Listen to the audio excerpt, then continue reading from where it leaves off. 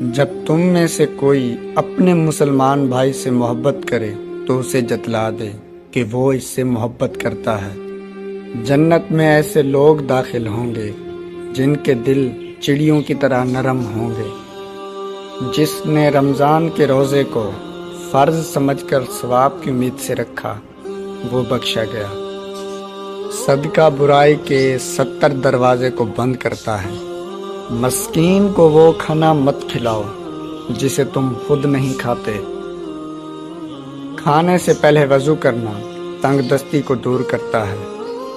کھانے کے بعد ہاتھ منہ دھونا پاگل پن کو دور کرتا ہے۔ معاف کر دینے سے اللہ تعالیٰ عزت میں اضافہ فرما دیتا ہے۔